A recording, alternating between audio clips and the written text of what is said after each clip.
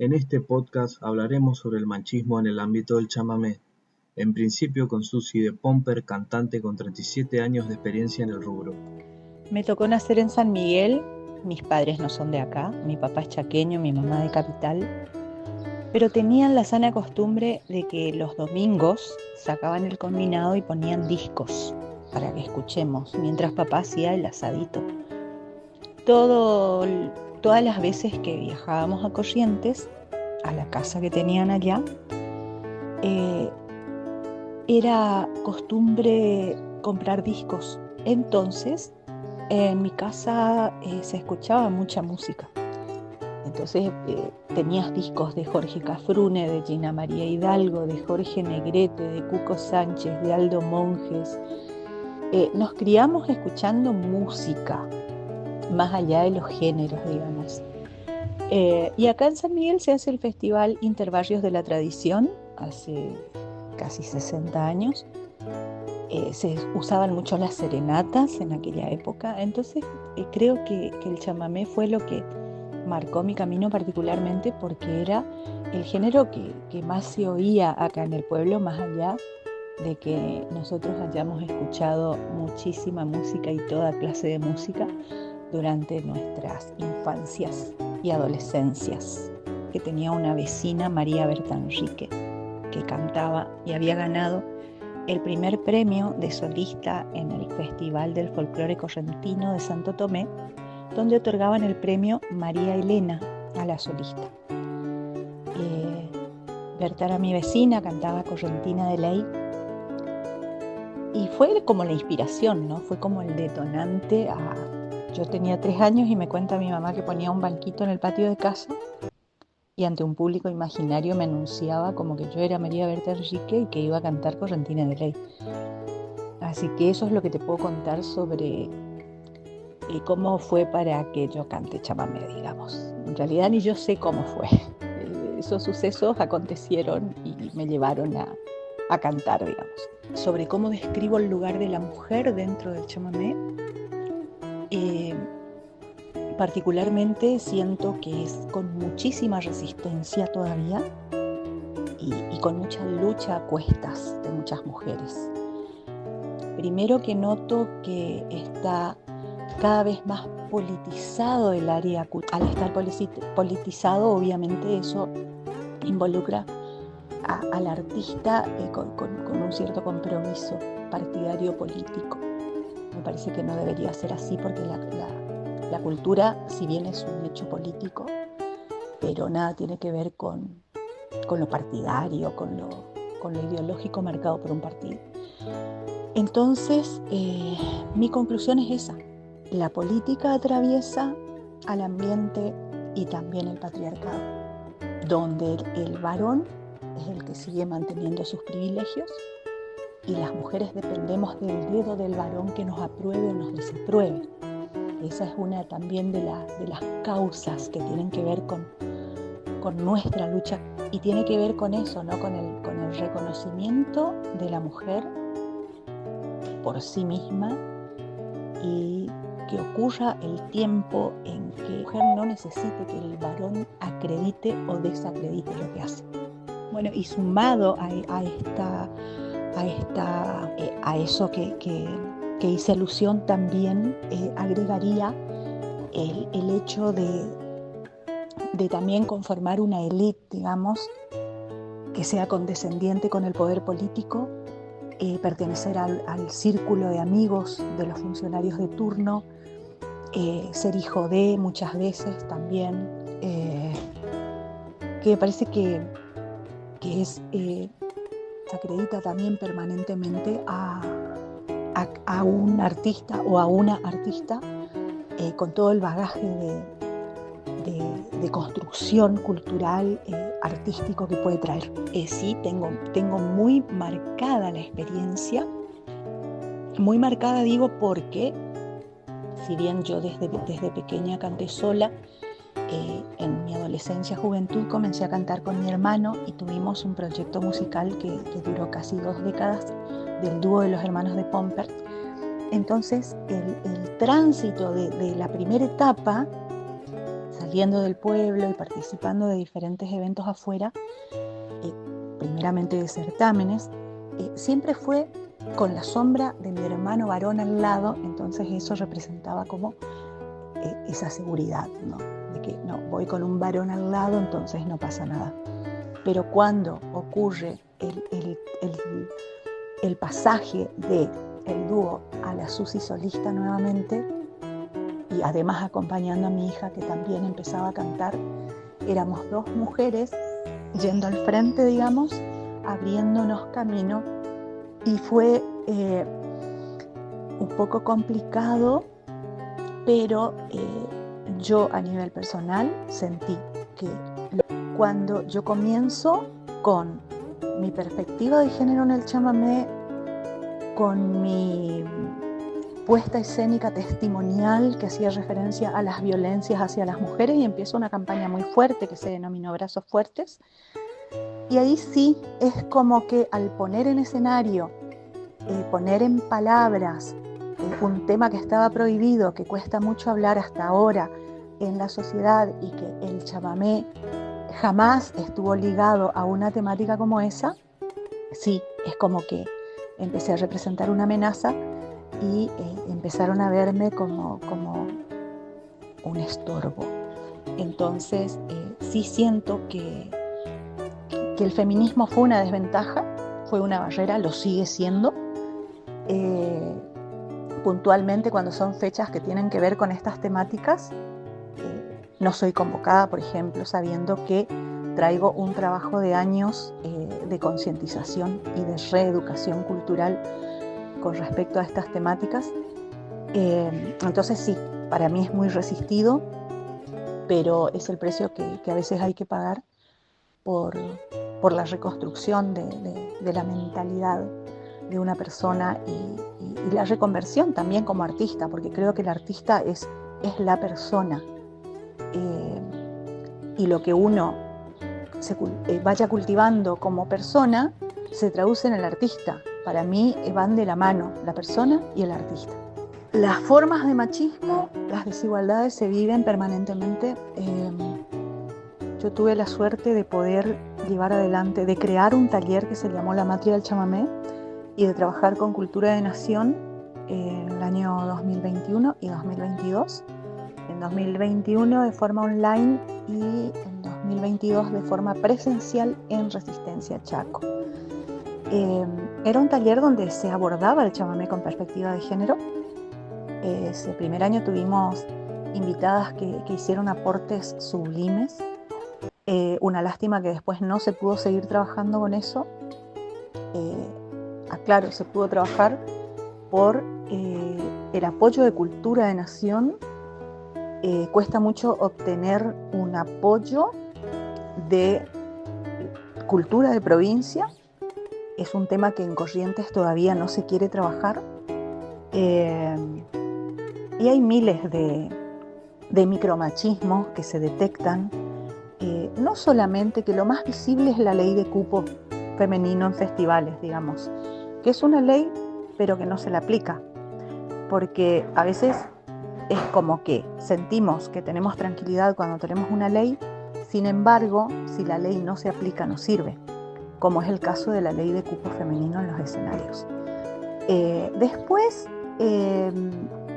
desde el repertorio, desde revisar las letras, desde notar que en todas esas grandes obras que nos dejaron muchísimos pioneros, notar que la mujer siempre está invisibilizada, siempre el atractivo es el varón, que cuando aparece la mujer por lo general es para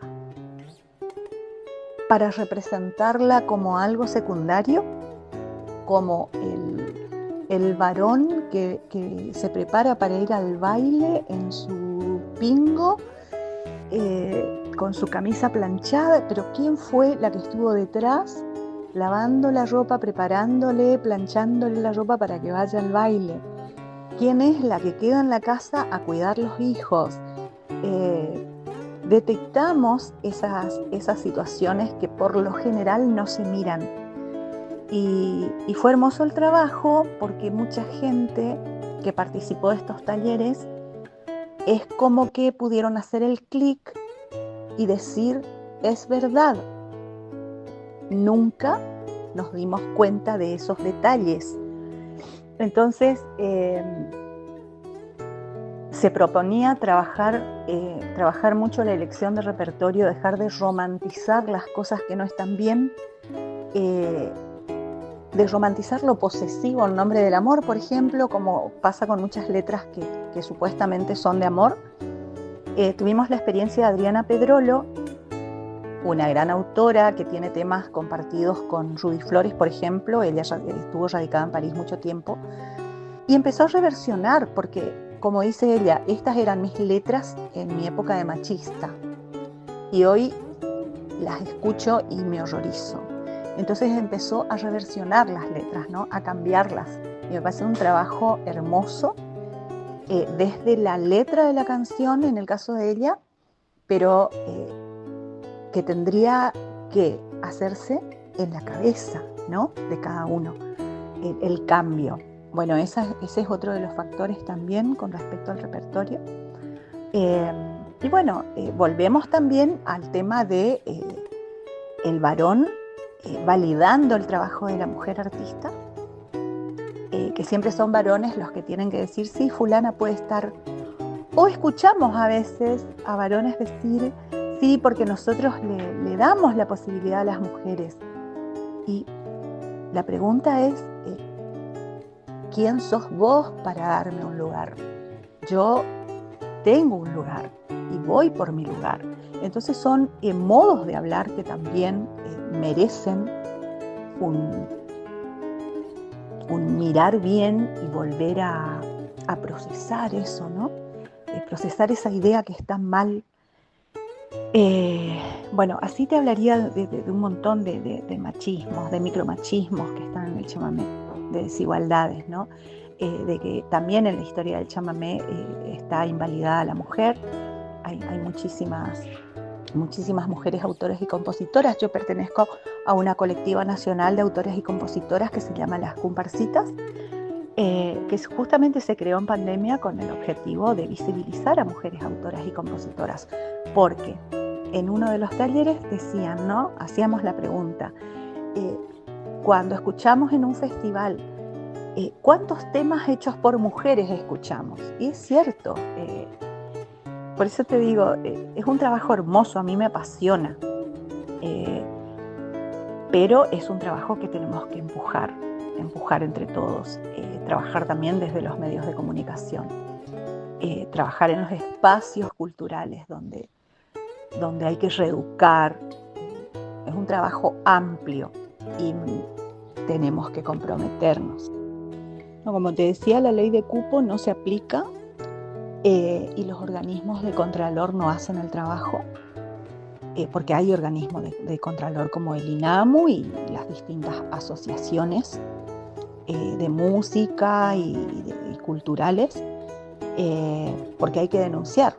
Entonces finalmente lo que termina pasando es que son las mismas artistas mujeres en forma particular las que tienen que levantar la voz y denunciar cuando no se está cumpliendo la ley de cupo en un evento. Entonces me parece que también el compromiso de las asociaciones, de los organismos oficiales, tiene que estar. El Instituto de Cultura también debe comprometerse a hacer cumplir la ley.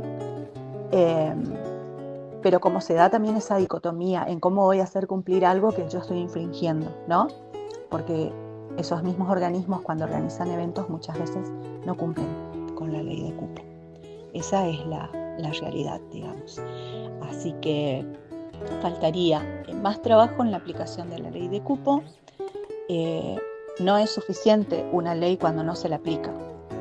Y por supuesto que faltan políticas culturales.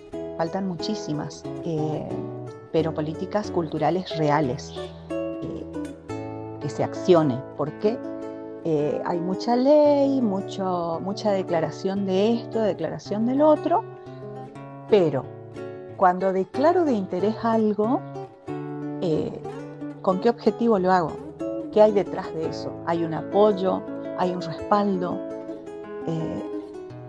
Y lamentablemente a veces nos conformamos con un papelito que, ay, sí, me declararon de interés cultural mi disco. ¿Y de qué te sirve el papelito? Si ese organismo que te declaró de interés tu disco no avala esa declaración con una acción concreta. Por ejemplo, el Instituto de Cultura, por así decirlo, pues puede ser, no sé, Cámara de Diputados, de Senadores, Ministerio de Turismo, declara de interés tal cosa, pero te da el papelito y nada más para que tu ego se sienta bien porque tenés un papelito que dice tal cosa. ¿Por qué no hay una acción concreta detrás? No sé, digo, de repente se me ocurre, por ejemplo, declaran de interés y el Ministerio de Turismo se compromete a comprarte 1000 discos que van a ser utilizados para los eventos nacionales e internacionales donde participa el Ministerio de Turismo, y van a estar esos discos de músicos de Corrientes que te están mostrando lo que es la música de Corrientes, lo que es el chamamé. O el chamamé mismo, patrimonio de la humanidad. ¿En qué nos benefició? Más allá de decir, no, el chamamé ya no es nuestro, bueno, perfecto. Pero a los artistas que venimos trabajando hace muchísimos años, ¿qué beneficio nos reportó el hecho de que el chamamé sea patrimonio de la humanidad? Desde la política pública, digamos.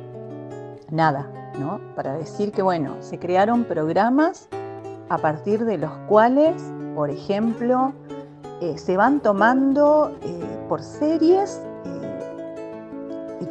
10 artistas que van a participar en el Paraguay cuando se hace la presentación de no sé qué. Después otro grupo de 10 que va a participar en Buenos Aires cuando se hace la Feria Internacional de Turismo. Después otros 10 grupos que van a estar en Buenos Aires cuando se hace la presentación de la Fiesta Nacional del Chamamé. Otros 10 grupos que van a estar cuando es el Día del Chamamé y se hace en Buenos Aires, bla, bla, bla. Me parece que falta. Lorena Larrea Caterino, embajadora cultural del chamamé, cantante y productora. Yo conocí el chamamé gracias a mis padres, ya que los dos eran de este ambiente, ambos músicos y cantantes también de la Orquesta Folclórica de la provincia. Mi mamá cantante de Pocho Rocha, así que era un poco inevitable despegarme del género. Desde que era muy chiquita comencé a cantar y siempre, por supuesto, lo hice en el género chamamecero. Bueno, después de grande tuve la oportunidad de recorrer otros estilos musicales, pero siempre elegí quedarme en el chamamé.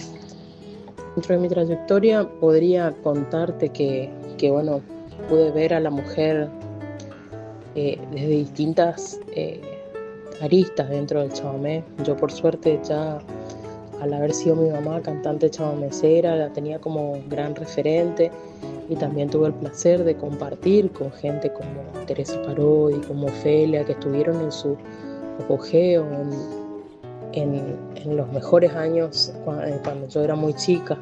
Entonces pude ver a la mujer chamamecera abriéndose camino y dejando una huella ya en lo que es el ambiente del folclore nacional. No es fácil, no es sencillo el trabajo de la mujer chamamecera, ya que imponer un género que es totalmente diferente, está dentro del folclore argentino, pero tiene muchas cualidades para hacerlo una música con mucha fuerza, con mucha presencia.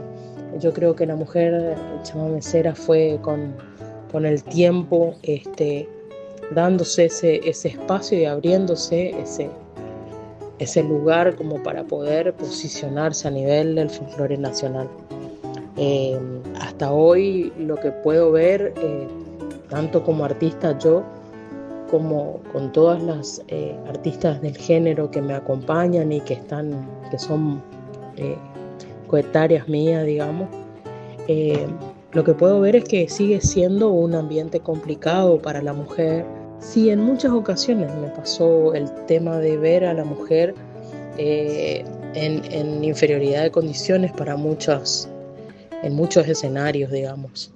Me ha tocado siendo mamá, yendo a actuar, amamantando a mi hijo, a algún escenario que quizás no tenía mi nombre tanto peso, que no me dieron el lugar que correspondía, las atenciones que por ahí al ser mujer y ser mamá y estar con un bebé tenía que condiciones básicas que por ahí y atenciones básicas que por ahí al ser mujer me tocaron vivir experiencias, la verdad que por ahí lamentables, pero una vez que yo subía al escenario y hacía lo mío y la gente quedaba feliz y conforme, la verdad que cambiaba totalmente el trato, ¿no? Mira, dentro de la música chamamecera, no tanto con los colegas, pero sí con los programadores de los eventos se nota esa diferencia, ¿no? Yo siempre tuve esa concepción de poder ver tanto al hombre como a la mujer como compañeros tanto de trabajo como de vida, como de escenario. Yo tuve un gran compañero que me acompañó siempre y me apuntaló, dándome fuerza para seguir haciendo mi género musical. Y así también muchos compañeros y muchos padrinos artísticos que fueron abriéndome camino. Entonces uno no puede por ahí ver al colega como enemigo dentro de este medio, ¿no? Porque no son ellos, sino por ahí todo pasa por la gente que programa los eventos, que sí, por supuesto, le dan una gran prioridad en los escenarios a los artistas masculinos. Yo creo que pasan todos los géneros. Y justamente con el tema de la ley de cupo nosotros logramos con muchas artistas en todo el país visibilizar esta problemática de el cupo femenino dentro de los escenarios, que como les digo no pasa por los colegas sino por los programadores de los eventos. Sinceramente, luego de haber visto nacer la ley de cupo y ser parte de este movimiento que impulsó también y que lo festejamos, no he visto cambios en la programación de los espectáculos.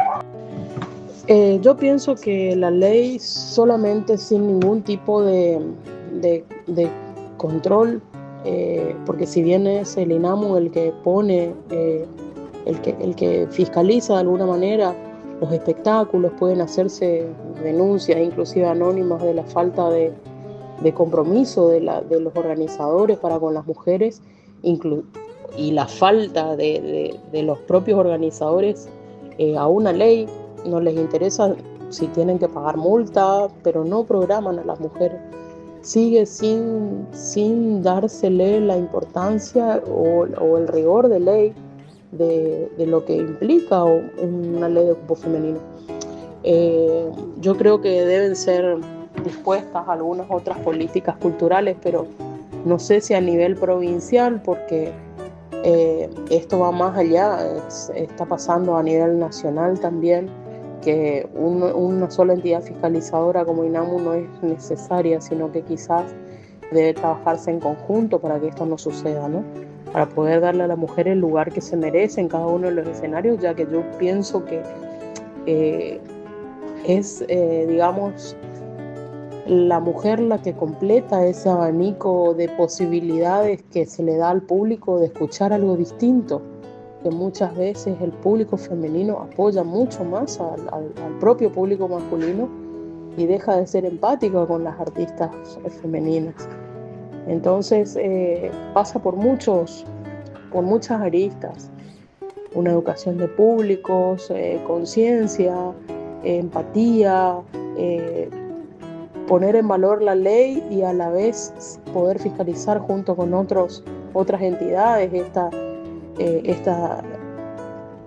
normativa, digamos, y por supuesto el compromiso más allá de eso de los organizadores de ver el trabajo de las mujeres chamameceras, del artista mujer, que no solamente es una persona, sino que es un conjunto de cosas a su alrededor, de músicos, de vestuario.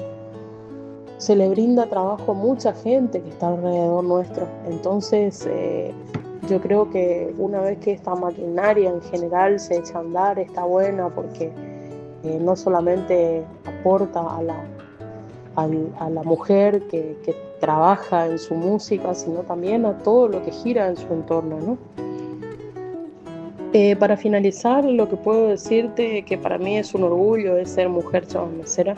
Yo creo que voy a coincidir con la mayoría de mis colegas de poder decirlo, de que es un género musical que nos llena de emoción, que nos llena de orgullo, que nos hace sentir mucho más allá de lo que uno puede decir con una canción, es lo que uno puede transmitir con el sentimiento del chamamé.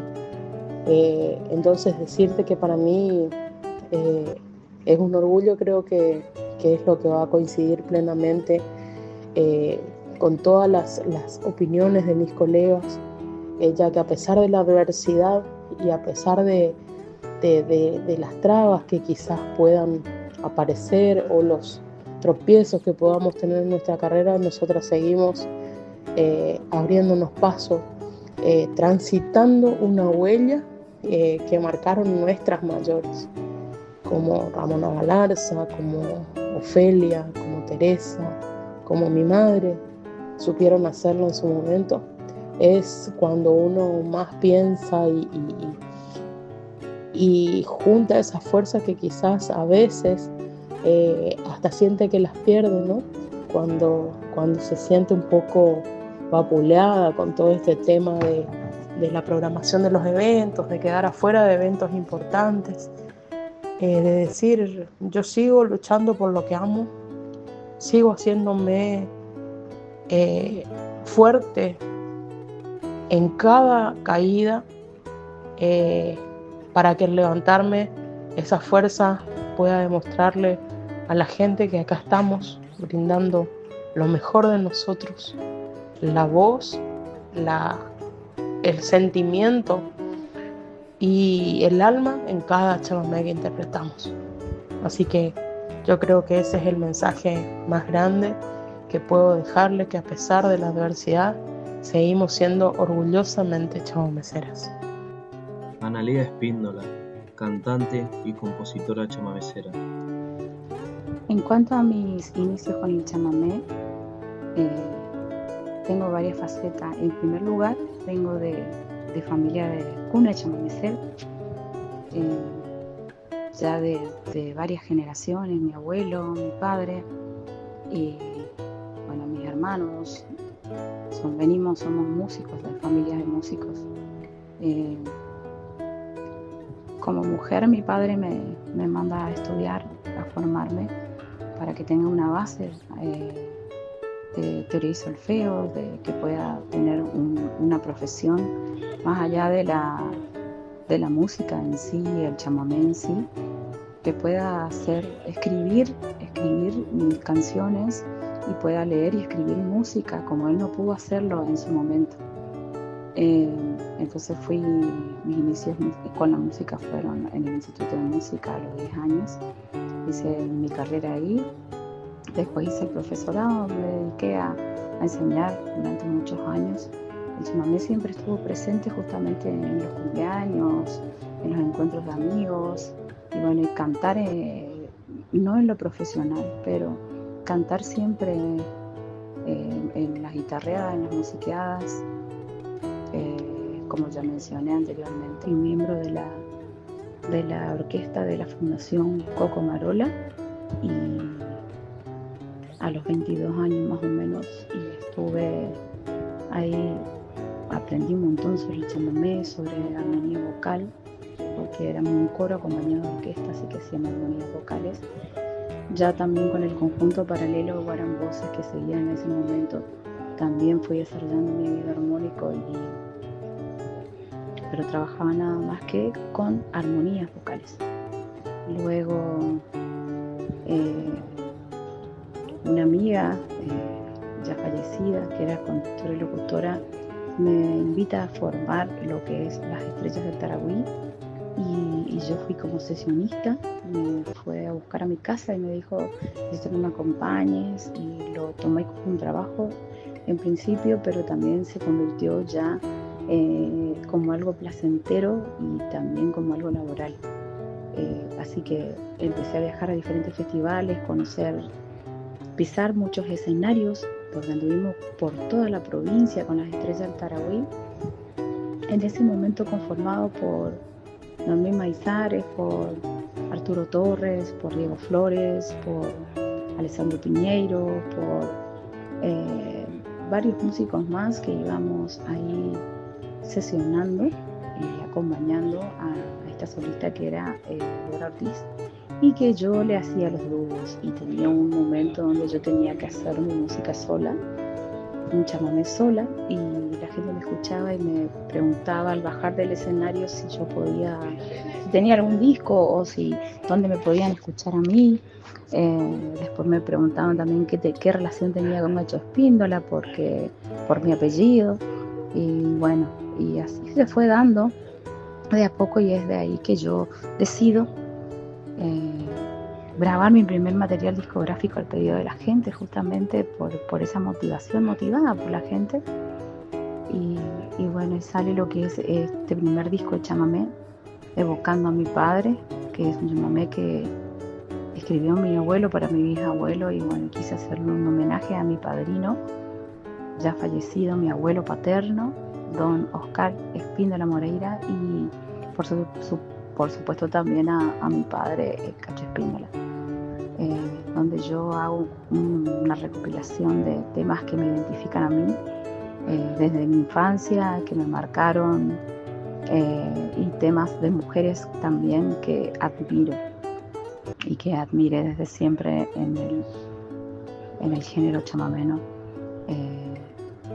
Y después grabo un primer material audiovisual en pandemia, con mucha repercusión del público de todos lados, gracias a Dios.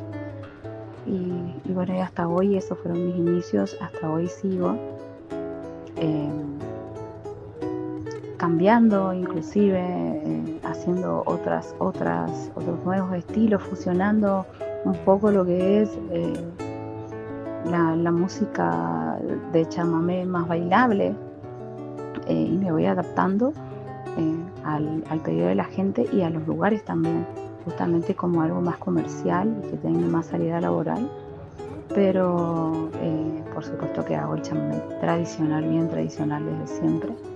También me dedico a componer y lamentablemente, por más que pase el tiempo, por más que haya una ley que cumplir,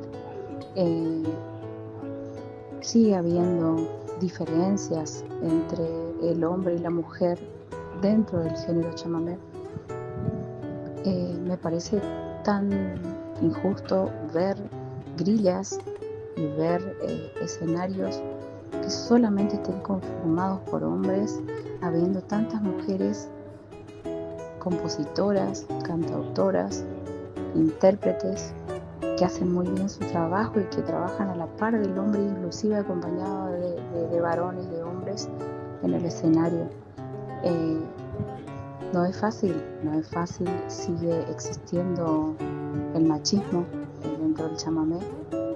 Quizás ahora las mujeres nos lanzamos un poco más, no nos largamos sin importarnos nada, ni siquiera el que dirán, a componer, a hacer, a trabajar y a disfrutar de esto que amamos, que es nuestra música.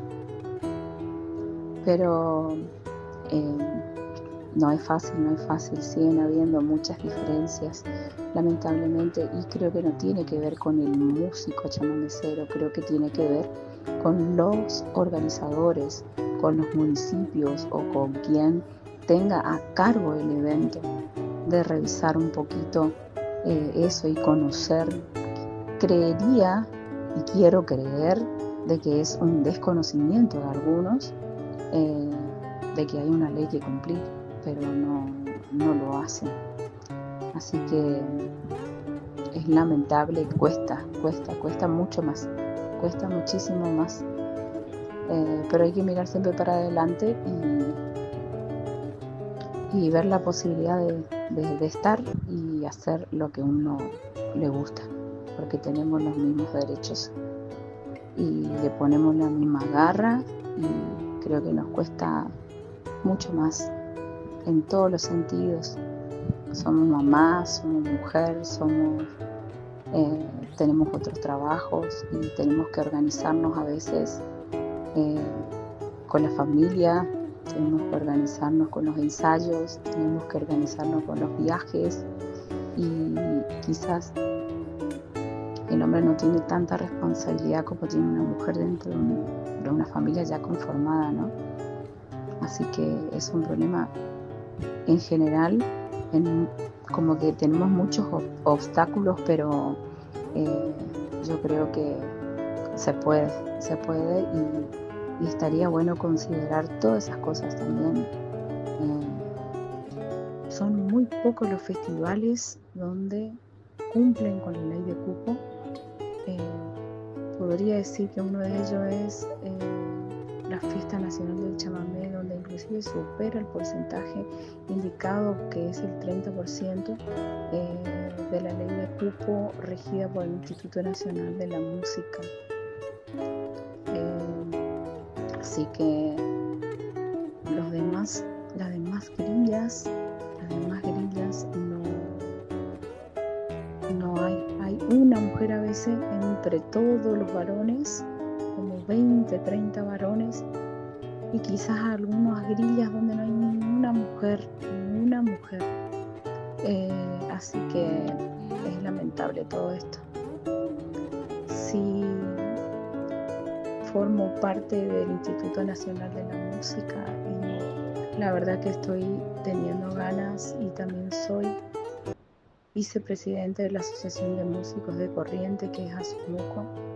Estoy como referente dinamo queriendo incorporar un proyecto jurisdiccional donde cada provincia tenga, o cada asociación tenga, alguien que regule o que informe, o quizás que asesore o que dé talleres o cursos sobre la ley de cupo para los municipios, porque generalmente fui a varios encuentros que vinieron desde Buenos Aires. Vino Charo Gadín, por ejemplo, que es la presidenta encargada de la ley de cupo femenino, y con su equipo hizo las charlas, pero generalmente somos los músicos y generalmente mujeres, la mayoría mujeres músicos, que vamos a esos talleres. O sea que los que más deberían estar, que son cultura de la provincia, que son los municipios, que son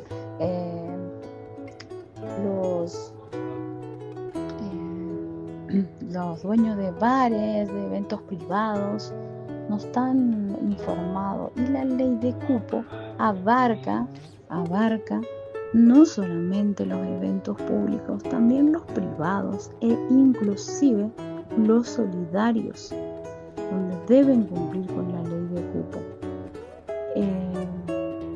Y bueno, no hay nadie quien controle y quien regule eso. Teóricamente lo está haciendo el Instituto Nacional de la Música, pero sinceramente y con la mano al corazón, yo no veo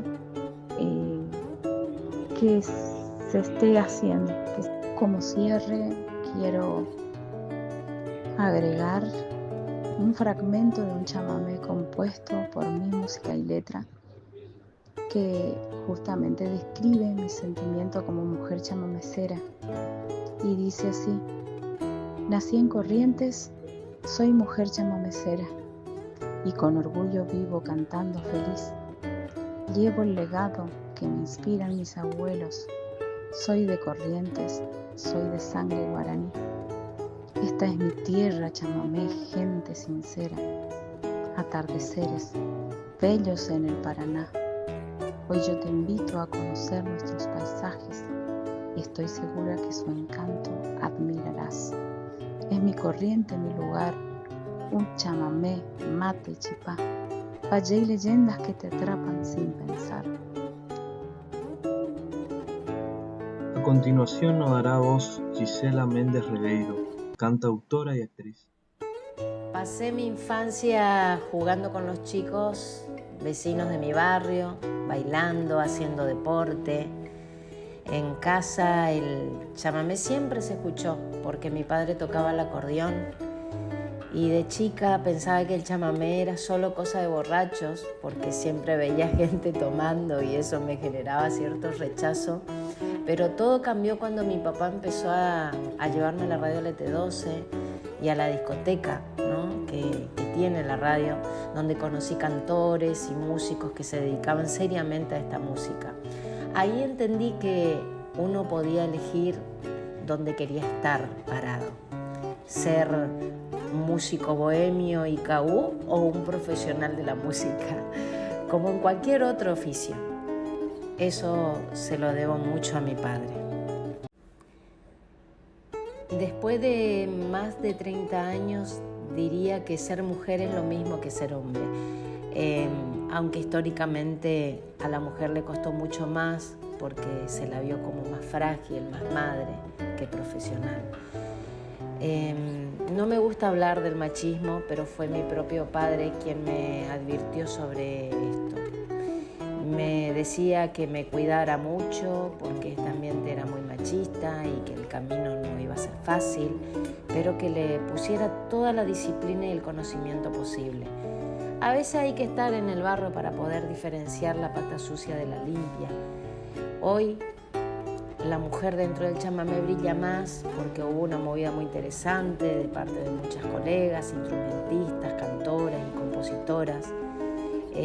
Nos corrimos de ese miedo inconsciente de creer que todo estaba en contra de nosotras y entendimos que la salida estaba en nosotras mismas y también unirnos más como mujeres músicas. Eso fue lo que hicimos en algún momento y logramos romper muchos paradigmas.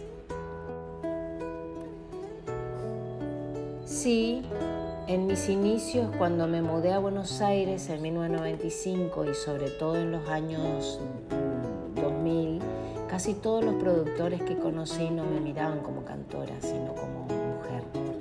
Eso me desgastaba muchísimo. Recibí propuestas indecentes, pero mi firmeza hizo que el camino fuera más difícil. Fueron años de desánimo, pero jamás bajé los brazos. La resiliencia en mi familia es hereditaria.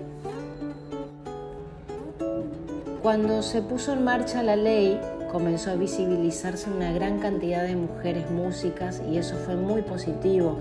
Las marquesinas y publicidades empezaron a incluir también nuestras fotos. Sin embargo, con el tiempo, muchas grillas volvieron a ser las mismas de siempre. Sí, abrió puertas, sin duda, pero todavía hay resistencia por parte de algunos organizadores, gestores y autoridades de turnos. Debemos creer en nosotras, ahí está el secreto. No se trata de confrontar, sino de accionar y trabajar nuestro potencial como artistas. El artista necesita enfocarse, hacer silencio y mirarse hacia adentro para preguntarse si realmente eligió este camino para disfrutar y vivir de él o simplemente para convertirse en un conejo corriendo atrás de la zanahoria. Creo que debería complementarse con otras acciones culturales que promuevan una mayor expansión de conciencia y equidad para todos. Ser mujer chamamecera es ser auténtica y genuina desde el lugar de donde una es.